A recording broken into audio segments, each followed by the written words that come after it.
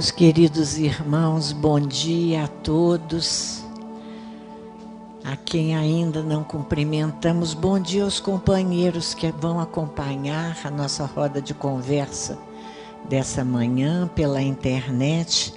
Desnecessário nós dizermos de nossa alegria, como em todos os domingos. Mas hoje a nossa casa está em festa, como diz a canção prece que gostamos tanto de cantar, porque você está aqui, Suzana. Então, hoje nós temos uma atividade diferente, como foi anunciada, a nossa roda de conversa, recebendo Suzana Simões. Suzana, há 25 anos, participa do movimento espírita nos Estados Unidos, com a finalidade de divulgação da doutrina espírita em língua inglesa.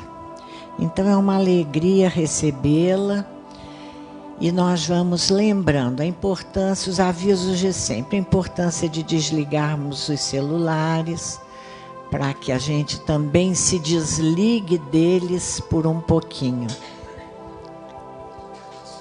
Hoje o nosso tema da roda de conversa é o homem de bem, de O Evangelho segundo o Espiritismo, capítulo 17, item 3, nós vamos refletir sobre esse tema tão importante, como eu gosto de dizer, de um dos capítulos mais bonitos de O Evangelho, que é o capítulo Sede Perfeitos.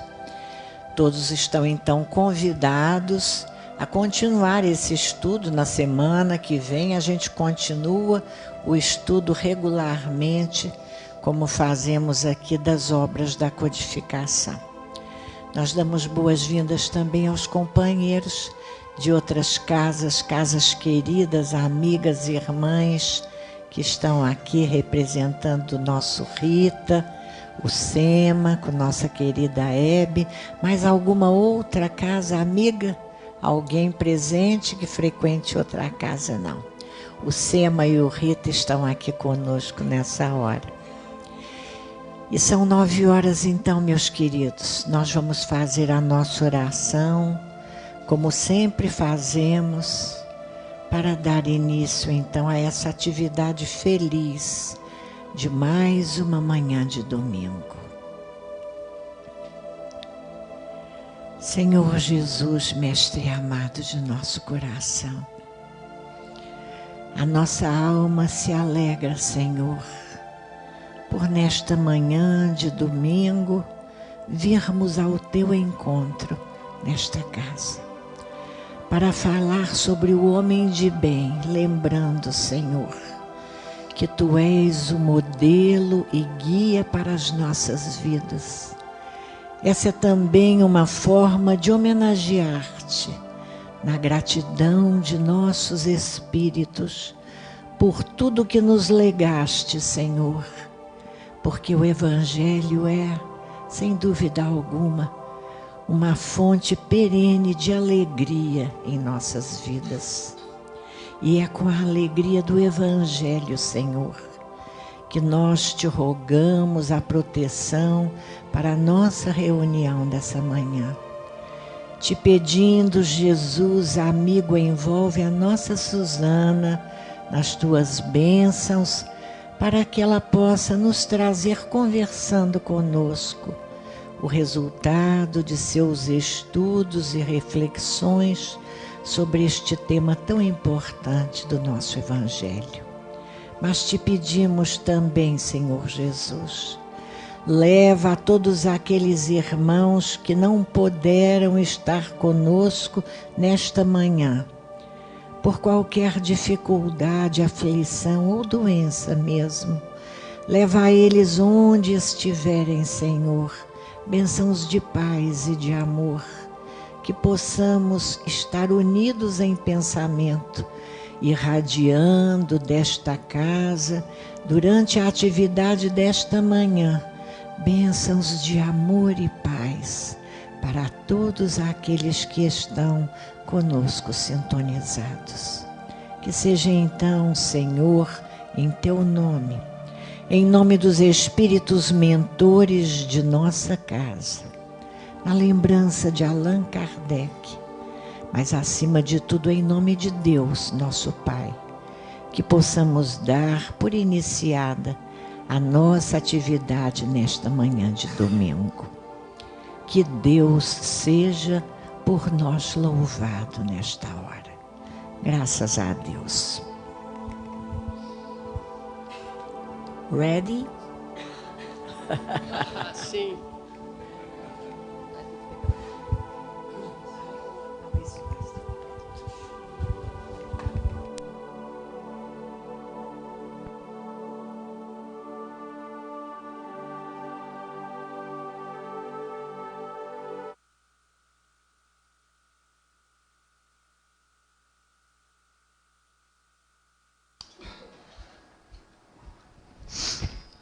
Alô?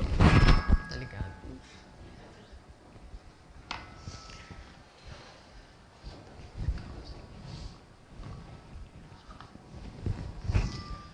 Meus queridos amigos, bom dia. Antes de mais nada, tá dando um pouquinho de microfonia, não? É. Tá. Ah, sim. É verdade. Perdão. Agora? Pronto. Então, é uma alegria muito grande para nós estarmos aqui.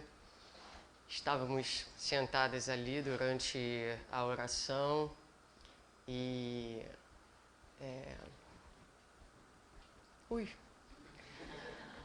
sentindo assim a alegria de aqui estarmos, difícil de colocar em palavras o nosso sentimento. Quando nós chegamos, observamos a casa tão linda, tão arrumada, e nos pequenos detalhes que não nos escapam à observação e que falam de um cuidado, falam de uma devoção, de um carinho para com esse espaço sagrado e que para nós muito representa, porque fala da nossa história de uma certa forma, não é? Chegamos aqui e entramos até o quartinho do atendimento fraterno e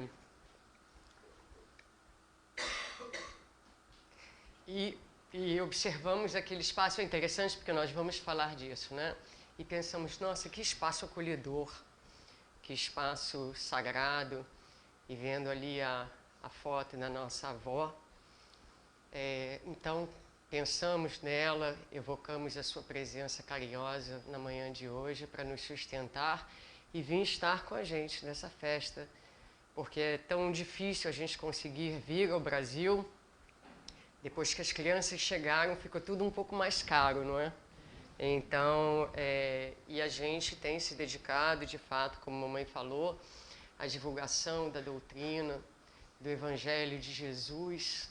A hora que ela fazia a oração, nós mentalizamos a figura do Cristo acima de todas as coisas, Maria de Nazaré, e todos os mentores, amigos que nos acompanham, em um sentimento de imensa gratidão por termos tido nessa encarnação a possibilidade da educação espírita, esse legado que nos é dado e que é o chão seguro que nós caminhamos. Me perdoem, vou dar um oi para minha querida amiga Vanessa Medeiros, uma alegria revê-la. Muito bem, então essa é a introdução da nossa emoção. Agora vamos à introdução do tema, não é? Nós vamos falar... Quer que suba mais?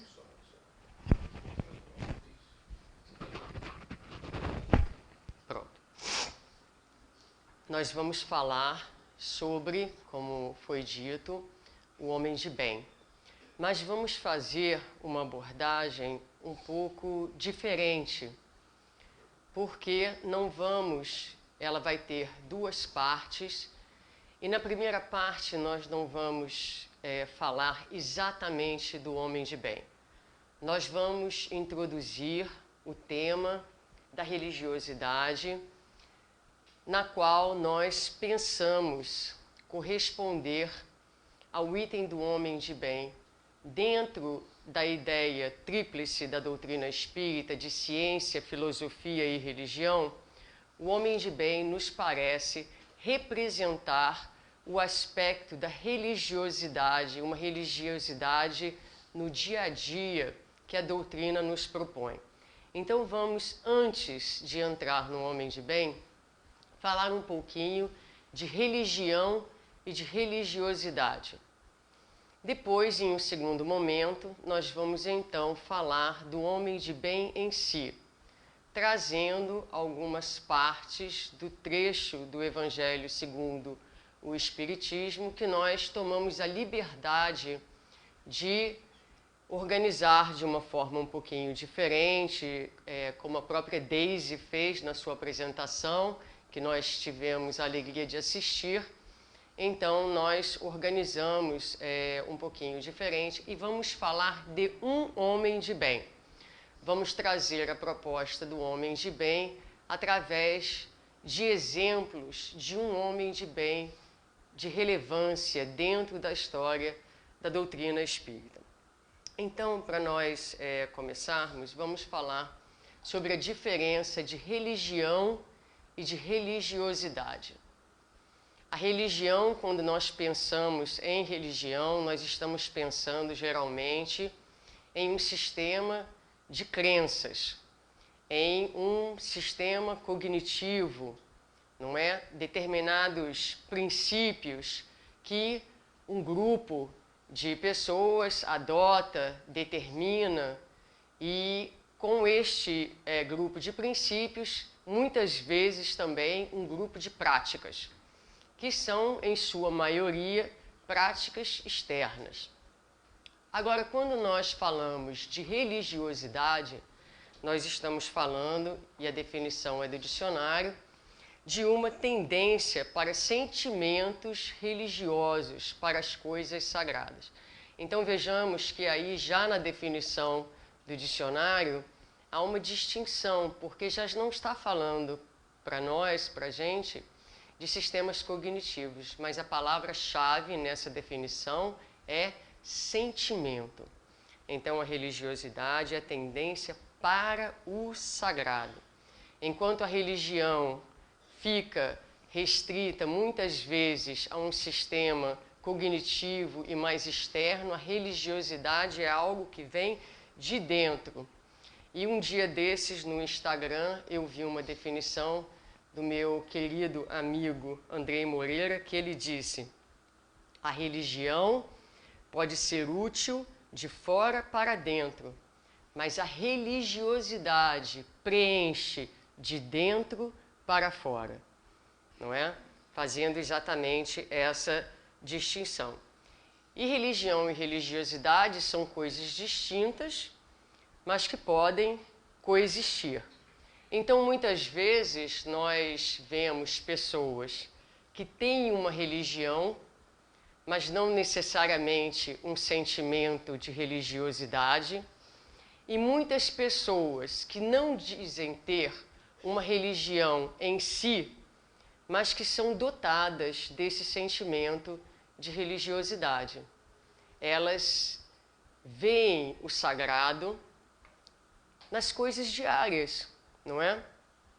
Então é a capacidade de andar pela rua, como nós andamos de manhã, e presenciamos um espetáculo bonito, porque as folhas das árvores caíam dançando no ar e o chão estava cheio de folhas amarelas. Então eu vim caminhando, meditando um pouquinho, e naquele momento eu olhei, olha que beleza, não é? As estações, e aí a gente sente a presença de Deus na nossa vida. Então a religiosidade é essa capacidade de, em tudo, em todos os momentos, ver com os olhos da alma, sentir a presença absoluta e amorosa de Deus nas nossas existências.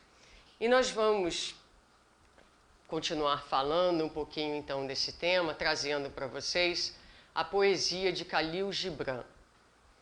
que está aí no folheto que foi dado para vocês e que chama Sobre a Religião. Na verdade, esse é um trecho que foi tirado do livro O Profeta. Então nós vamos ler juntos e depois nós vamos comentar algumas passagens desta poesia.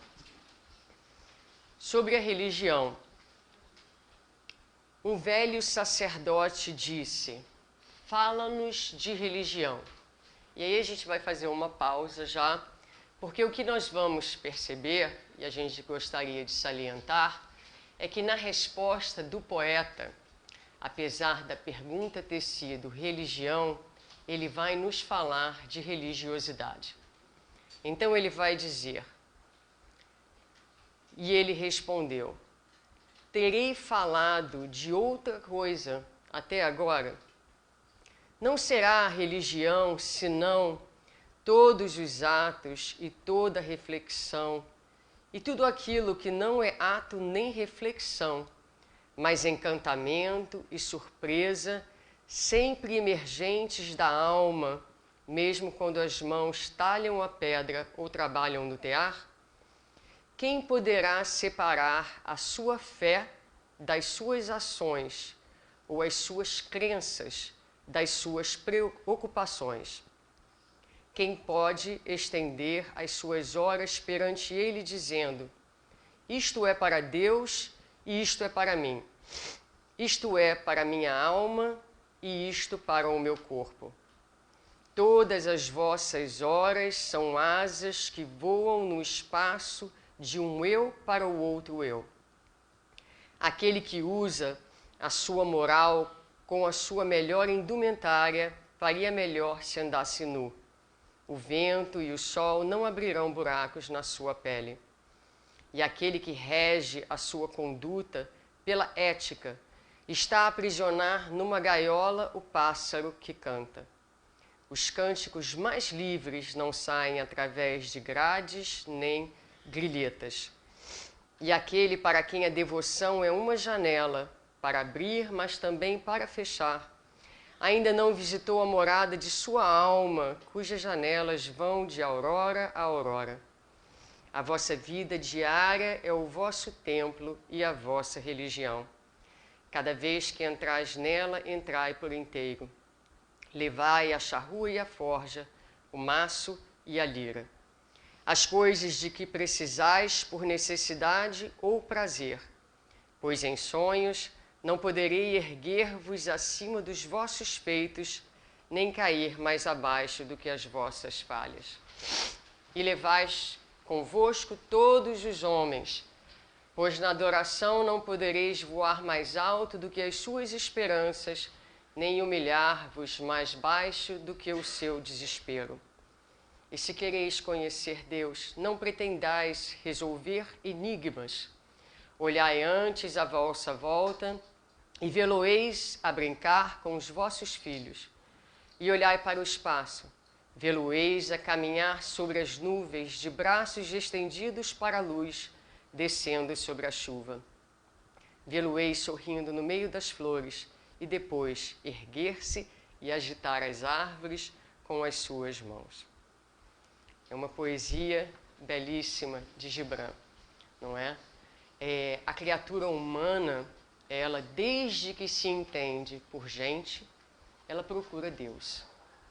Desde que se entende por o ser humano com racionalidade, com a capacidade do raciocínio, o homem entende que há alguma coisa superior a ele e busca conectar-se ou reconectar-se com o sagrado, com Deus. Mas as nossas práticas religiosas, essa busca, tem sido até então a busca de criaturas que ainda são muito inconscientes, muito imaturas, digamos assim.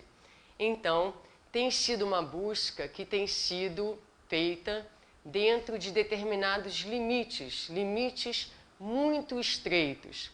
Então, quando o poeta diz, por exemplo, e aquele para quem a devoção é uma janela, para abrir, mas também para fechar, ele fala exatamente do nosso mecanismo de busca de Deus ainda, que é um mecanismo descontínuo. E aí é uma ideia muito interessante, ou seja, nós buscamos Deus em determinados momentos. O nosso movimento de devoção é como uma janela que a gente abre em determinado momento. Nesse momento eu me lembro que Deus existe, eu abro a janela para buscá-lo, mas depois eu fecho para voltar para a minha vida diária, como se houvesse uma distinção entre o material e o sagrado. Nós não percebemos ainda que o sagrado está em todas as coisas, inclusive na matéria que é instrumento da nossa elevação. Então nós temos um mecanismo de devoção descontínuo. Vejamos que o que caracteriza o homem e diferencia o homem do animal é que no animal o pensamento é descontínuo. E nós já caminhamos tanto que conquistamos hoje a capacidade de um pensamento contínuo. É uma conquista do nosso espírito. O nosso próximo passo é a consciência da conexão com Deus contínua. Quando nós conseguirmos viver essa devoção que o poeta diz, ainda não visitou a morada de sua alma, cujas janelas vão de aurora a aurora, ele está nos falando de uma devoção que não cessa, de uma devoção que vai de nascente a poente. E esse estado de devoção, de uma consciência desperta que percebe Deus em todas as coisas e em todos os momentos, em todas as criaturas e em todas as relações, em todas as circunstâncias, é o estado angelical do espírito puro que nós aspiramos a ser, cuja devoção vai de aurora a aurora. Mas a nossa religiosidade, então, é ainda essa religiosidade circunscrita. E o poeta vai dizer, então, da nossa conexão com Deus. Muitas vezes nós procuramos entender Deus pelos mecanismos cognitivos, quando na verdade jamais entenderemos Deus por completo. Porque diz Huberto Roden que o infinito jamais caberá dentro do finito, que é a mente humana. Então, nós não temos como entender a Deus integralmente, mas podemos desde já sentir a Deus, e é o que ele vai dizer aqui então, no final da sua poesia. Se quereis conhecer Deus, não pretendais resolver enigmas. Olhai ante a vossa volta.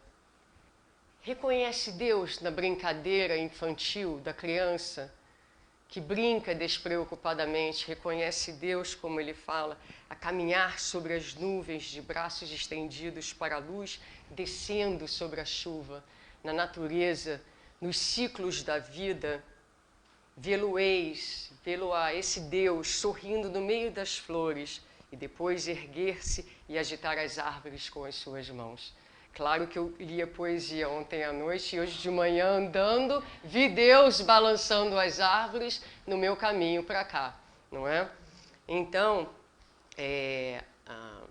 a nossa busca de Deus, não é? A proposta é da vivência de uma religiosidade contínua. Esse é o grande objetivo da nossa existência. Mas como nós dizíamos, nós ainda estamos nesse patamar de uma devoção que se abre e se fecha, de um amor que não flui continuamente, não é? A conquista desses estados contínuos de amor e de devoção, de conexão a Deus, são o que nos colocarão num patamar de superioridade. Por ora, nós ainda limitamos o nosso movimento de devoção a espaços, a objetos, a tempos. Então, por exemplo, nós temos na nossa história religiosa uma conexão muito forte com lugares sagrados, não é? E nós trazemos no nosso atavismos de outras religiões, de outras vivências, mas está com a gente ainda hoje, dentro do movimento espírita. Então, não sei vocês aqui, mas lá nos Estados Unidos as pessoas vão ao centro porque o centro é sagrado.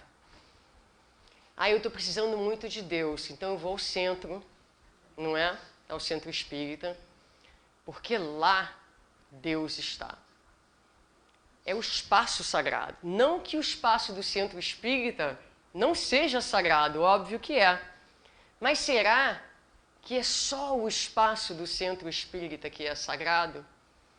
Porque aí a gente coloca o sagrado fora de nós, não é? Em um espaço específico.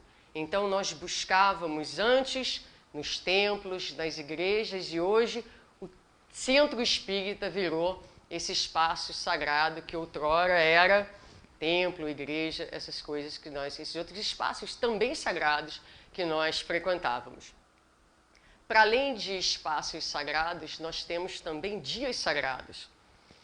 Então, e eu vou dizer para vocês, 25 anos nos Estados Unidos, agora eu me peguei aqui pensando quais são os feriados sagrados do Brasil. E sei que tem muitos, mas nenhum me ocorre. Então, vou falar um pouquinho da minha experiência lá, não é? Nós temos nos Estados Unidos o Thanksgiving, que é um grande feriado, que é como se fosse um dia de ação de graças, né? De gratidão. Então, nesse dia, o que a gente faz? A gente reúne a família. É um feriado nos Estados Unidos muito importante, porque é um feriado que abrange todas as religiões, diferente até do próprio Natal, que é celebrado pelos cristãos, não é? Mas o Thanksgiving é um feriado da cultura americana, então, independente de religião, todo o país celebra. Então, as pessoas se reúnem, há uma ceia, e naquele dia há uma consciência desperta para a necessidade da gratidão. É a janela que se abre, não é? Naquele dia. Não que a gente não tenha esse sentimento de gratidão, mas naquele dia é como se ele se tornasse superlativo, ou como se ele se tornasse mais presente. Então nós temos os espaços sagrados, nós temos os dias sagrados, nós temos objetos sagrados. Então, dentro do Espiritismo não há tantos objetos sagrados, mas em outras religiões, as velas e determinadas na igreja, não é? Os objetos que são usados, são os objetos sagrados. Mas a gente sempre dá um jeito de fazer de determinadas coisas sagradas, então a água fluidificada é sagrada também, então a gente vem, não, eu tenho que ir ao centro porque eu preciso de uma água fluidificada hoje, não é? E a gente vai colocando, continua colocando o sagrado fora de nós, e ele está fora de nós, o problema é que ele está também, não é? Ele está principalmente dentro de nós. E aí as pessoas sagradas, porque nós costumávamos buscar os sacerdotes, os padres, para serem intermediários da nossa relação com Deus. E a doutrina espírita nos ensina de que não há necessidade de intermediários entre Deus. Nós temos, na verdade, uma linha direta com o Pai. E Ele escuta e atende e nos segue, cada um individualmente, como nós aprendemos no Livro dos Espíritos, em A Gênese, no capítulo da Providência Divina. Deus conhece o movimento de cada um de seus filhos. Uma ideia difícil da gente entender, mas é uma outra palestra, não é? Mas, então, Deus acompanha os nossos movimentos, sabe de cada um de nós, e todos nós temos um Wi-Fi direto com Deus através da oração. Mas ainda no centro espírita nós vamos ver em determinados momentos algumas dessas memórias. Então as pessoas chegam para a gente e falam assim: eu estou precisando muito de uma ajuda, eu preciso muito de uma oração. A tua oração, que é mais forte, como se a gente tivesse um Wi-Fi com uma conexão mais forte com Deus, não é? Então, reza por mim, porque você... E quando a gente faz isso, a gente transfere para o outro o divino que a gente ainda não reconhece em nós. Todo movimento de projeção, quando nós olhamos para alguém e achamos alguém assim, é porque, na verdade, nós enxergamos no outro aquilo que nós desconhecemos em nós. Porque todos nós somos sagrados e divinos e filhos de Deus com as mesmas possibilidades. E às vezes, se é uma mãe que vem para mim e diz, não faz uma oração, eu digo, eu faço. Mas faz você, porque você, no seu sentimento de mãe, por mais que eu empatize com a sua situação, o que aumenta a potência do Wi-Fi é o sentimento que está imbuído naquela petição, naquele pedido, não é? Então a gente ensina as criaturas a conversarem com Deus, colocando o seu sentimento, colocando o seu amor, a sua fé, a sua devoção, porque aí sim, então não há pessoas sagradas. E o final da nossa palestra nós vamos voltar a esse item que é muito importante nos dias de hoje, certo? Mas nós ainda temos, então, voltando, lugares sagrados, dias sagrados, objetos, pessoas sagradas. Mas a doutrina vem, então, nos ajudar a dar um passo acima nesse movimento de religiosidade. Quando nós aprendemos, então, que a Igreja Divina é erigida no templo de nosso coração e que nós temos por altar, o altar desta igreja é a nossa consciência. Então, o templo é interno, o altar é a nossa consciência. E aí nós vamos buscar uma referência em Paulo de Tarso, em carta que ele escreve aos Coríntios, capítulo 6, item 4, quando ele, então, falando dessa religiosidade, falando dessa ideia de uma religiosidade mais extensa, ele vai nos recomendar, tornando-nos recomendáveis em tudo, na muita paciência, nas aflições, nas necessidades e nas angústias. E é esse trecho que vocês têm aí, então, o primeiro trechinho, o primeiro texto, não é trecho, é texto que eu estou querendo dizer. O primeiro texto é intitulado Em Tudo, onde Emmanuel vai comentar essa recomendação de Paulo de Tarso. E aí nós vamos ler também um pouquinho fora de ordem, mas eu vou orientá-los quanto aos parágrafos. Então vamos começar do começo. Ele vai dizer: a maioria dos aprendizes do Evangelho não encara seriamente o fundo religioso da vida, senão nas atividades de culto exterior. Na concepção de muitos, bastará frequentar assíduos as assembleias de fé e todos os enigmas da alma estarão decifrados no capítulo das relações com Deus.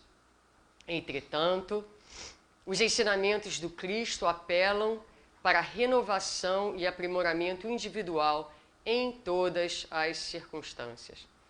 É indispensável que os aprendizes se tornem recomendáveis em tudo, revelando a essência das ideias que os alimentam, tanto em casa como nas igrejas, tanto nos serviços comuns quanto nas vias públicas. E dentro dessa proposta de Emmanuel, ele então abrange para nós o paradigma da religiosidade. O que Emmanuel vem então nos propor é que a ideia de que todos os lugares são lugares sagrados. Quando nós estamos em um lugar e estamos despertos, ou seja, estamos conscientes de que aquele espaço pode ser sagrado se eu estou consciente da minha condição de espírito imortal, então eu chego no trabalho, por exemplo, se a gente trabalha com várias pessoas, aquele espaço se torna um espaço sagrado, porque ali no convívio com o outro, eu tenho a oportunidade de deixar uma contribuição. Eu tenho a necessidade de servir não só ao meu patrão, mas a Deus. Porque cada um de nós aqui dentro, conhecedores da doutrina espírita, conhecedores do Evangelho de Jesus, o convite é que estejamos a serviço do bem e do Cristo em toda parte. Então, se nós estivermos dentro do trabalho, na consciência, com a consciência desperta da nossa tarefa primordial na Terra, que é a tarefa de servidores do Cristo, nós somos chamados para melhorar este mundo. Então, o espaço de trabalho, seja você a pessoa tolerante, seja você a pessoa que pacifica, seja você a pessoa onde a fofoca morre, seja você a pessoa que procura estimular, cooperar, nutrir o talento dos seus colegas, trazendo para as instituições uma filosofia de cooperação ao invés de uma filosofia de competição. Se a tua consciência está neste lugar, o espaço onde você está é sagrado. Porque Deus está se manifestando através de você e é assim que Ele opera. Deus está presente através das suas criaturas e da nossa vontade. Eu queria tanto um mundo melhor. Um mundo melhor para mim, um mundo melhor para os meus filhos. Qual a sua contribuição no dia a dia para a construção desse mundo melhor? Então, o lugar onde nós trabalhamos, não é? A nossa casa, o centro espírita, todos os lugares se tornam sagrados quando o sagrado se manifesta a partir de nós. Assim também, todos os objetos se tornam sagrados quando são utilizados de maneira útil a serviço do amor e do bem. Então, a enxada da mão do lavrador, que lavra a terra, preparando para receber as sementes, e naquele momento ele está ali, a figura simples muitas vezes de um lavrador, mas um grande serviçal de Deus. E a enxada é um instrumento divino, assim como o bisturi na mão do cirurgião que opera, que salva vidas, principalmente quando esse cirurgião reconhece que apesar de todo o seu conhecimento, há uma lei, há uma justiça acima dele, e ele tem a capacidade, hoje em dia, as associações médico-espíritas fazendo um trabalho de relevância, juntando a religião, a medicina, trazendo Deus para dentro das salas cirúrgicas, para dentro dos consultórios de tratamento, não é? O objeto sagrado. E a vassoura sagrada que limpa o chão do centro espírita. Muitas vezes esses companheiros são os companheiros que ninguém sabe. Quem limpa essa casa? Quem sabe? Quem sabe? Poucos sabem. Mas há alguém que vem e que pega a vassoura e que limpa, higieniza o ambiente que a gente entra e fala, meu Deus, que lugar bonito, que lugar agradável. Mas alguém entrou aqui e fez da vassoura e fez do pano um objeto sagrado e limpou com amor. E limpou com amor. Essa pessoa usou do objeto sagrado. Esse púlpito, esse iPad é tão sagrado quanto a vassoura que limpou o chão, o pano que tirou o pó das cortinas, que não é cortina que fala. Persiana, da persiana, não é? Então, nós vamos mudando. Emmanuel, a doutrina espírita nos traz então uma mudança de paradigma com relação àquilo que é sagrado. Para nós, ainda, muitas vezes, essa concepção limitada de sagrado nos serve, digamos assim. Porque, por exemplo, quando a gente vem ao centro espírita, não é? A gente se veste direitinho, não? Às vezes toma banho, a gente põe a nossa melhor cara, digamos assim, e aí a gente entra aqui, fala bom dia para todo mundo, a gente põe a nossa melhor educação, a nossa melhor polidez, e aí a gente vem, a gente sai, a gente às vezes trabalha, e aí quando chega em casa, a gente tira a roupa, do dia de trabalho e muitas vezes tira a roupa e tira também a polidez, tira a educação. A gente essa palavra não existe em português. A gente tira, não é? Desveste não existe. Hã? Despe, obrigada. A gente se despe de tudo e se permite fechar a janela do sagrado e dar luz verde para sermos quem somos. Somos em casa com os nossos familiares mais próximos, muitas vezes a nossa pior versão. Nos damos sinal verde. Agora eu cheguei em casa, pronto. Acabou o teatro. Né? Tô brincando, não é um teatro, já é um esforço. A gente me lembra um grande amigo. Nós conversávamos sobre o ego.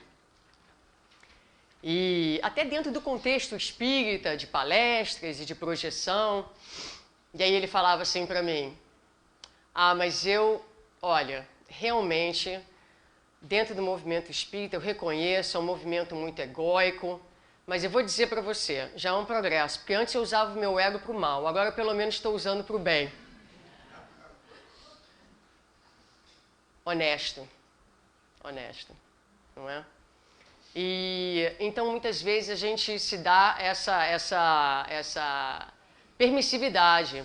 Emmanuel tem uma página onde ele nos fala da necessidade de tratarmos os nossos parentes, os nossos familiares, como se fossem as visitas que nós recebemos. Porque quando a gente recebe uma visita, a gente abre a porta e fala o quê? Olá, que alegria em vê-lo, seja bem-vindo. Senta, posso pegar alguma coisa para você? Quer um café, quer uma água? Passam 15 minutos, está tudo bem, não é? E a gente tem aquela preocupação, aquela cortesia. Então ele propõe que nós, ao chegarmos em casa, tratemos os nossos familiares dentro dessa mesma gentileza, dentro dessa delicadeza, lembrando sempre de que em tudo, como Emmanuel diz, em tudo, em todos os momentos, em todos os lugares, nós somos convidados a trazer o sagrado para estes espaços. E voltando então, Emmanuel vai falar sobre isso no 3º capítulo, onde ele vai dizer assim,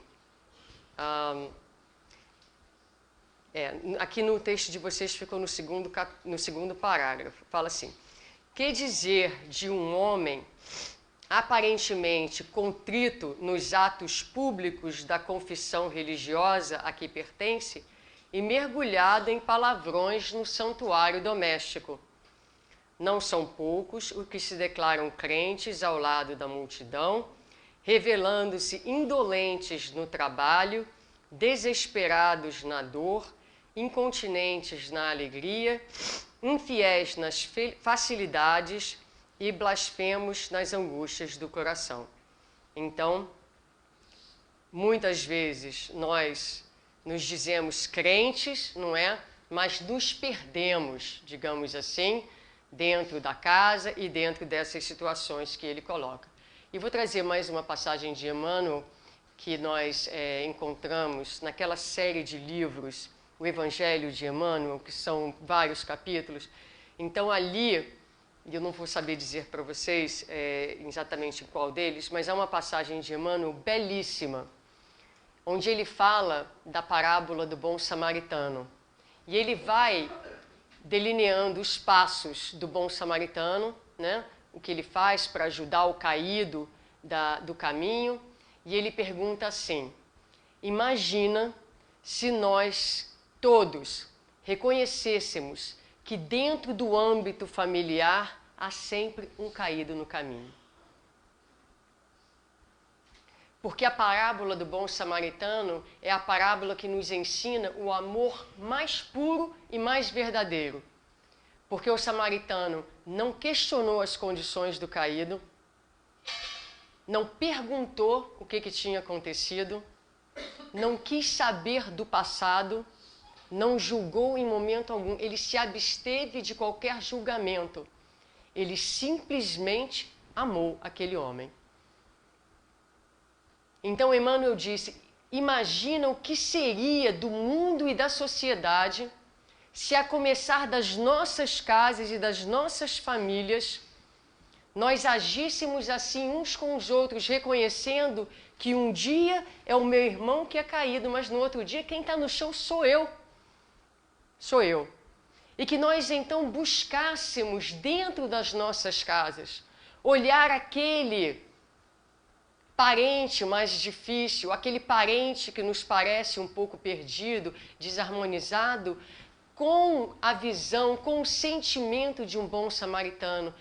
Não criticar, não julgar, dá, acolhe, dá a mão, quantas vezes forem necessárias, levanta, abriga. Cuida e segue, não é? Então, essa é a vivência da religiosidade, portas adentro de nossa família. E ele vai, então, terminar e nós vamos fazer uma pequena pausa depois disso.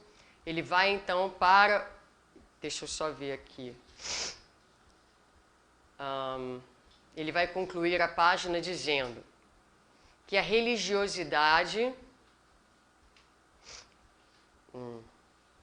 Queria ver se eu conseguia encontrar aqui onde é que ficou, para vocês acompanharem. Mas é bem pequenininho o texto. Ele vai dizer que a religiosidade não requer que nós vivamos exclusivamente de mãos postas ou de olhar fixo no firmamento. Então não é aquela religiosidade de cair de joelhos, botar as mãos juntas e passar o tempo inteiro em contemplação e em oração.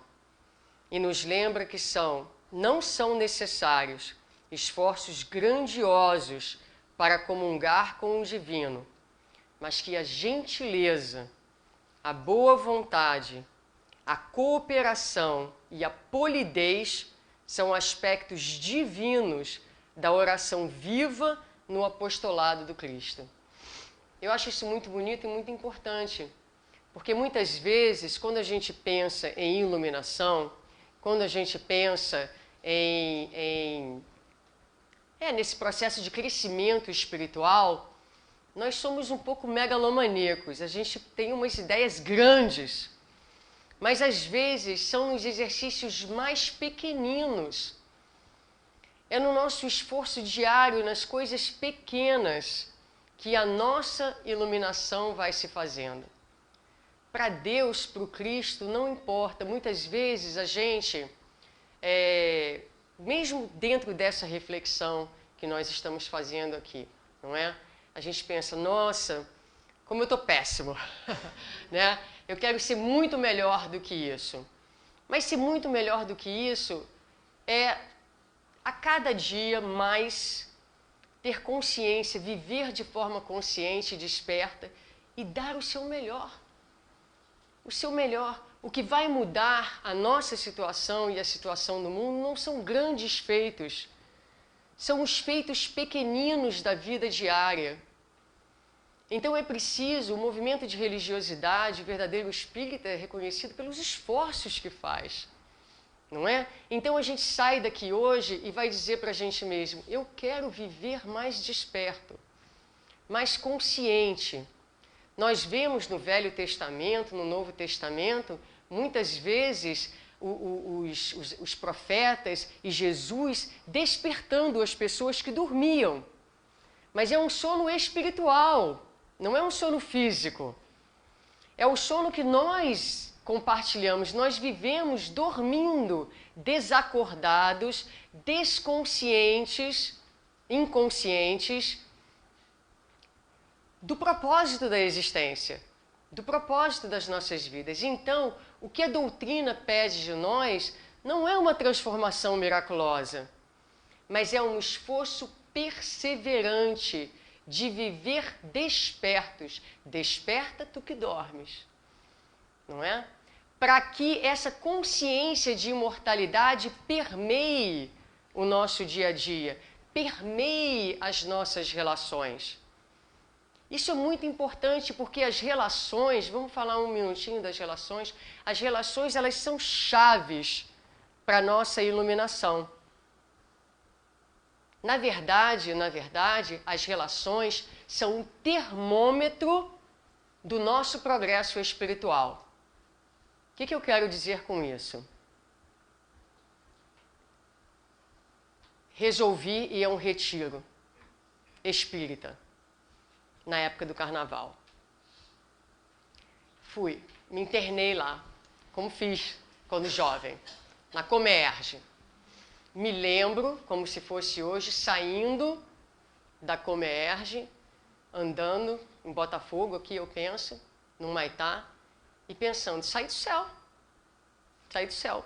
Porque você passa 4 dias imerso num ambiente de espiritualidade, filas enormes para ir ao banheiro, filas enormes para tomar banho, filas enormes para comer, e ninguém se irrita. Todo mundo canta e louva a Deus nas filas, não é? E você está todo mundo feliz o tempo todo. Saí do céu. Agora estou transformada, porque conheci o céu. E aí você volta para casa. Passou o fim de semana inteiro, o tema foi paciência e tolerância. Aí você fala, agora eu estou paciente e tolerante. Até você entrar na primeira fila de supermercado, até você chegar em casa e a sua mãe, seu pai, seu irmão, seu esposo falar um pouco mais virado com você, não é? E aí, ali, naquele momento, é o termômetro da sua iluminação.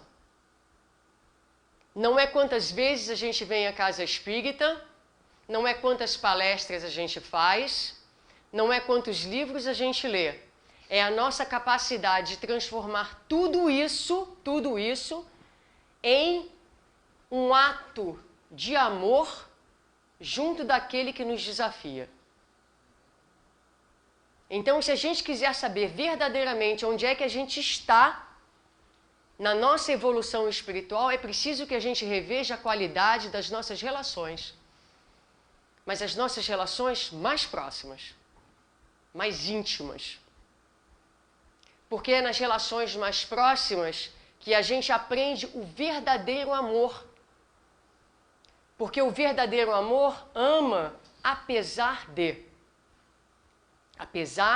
das limitações, apesar das nossas dificuldades. Ainda assim eu amo. Na vida de relações é uma vida mais superficial. É fácil amar aquele que a gente não leva para casa, não é?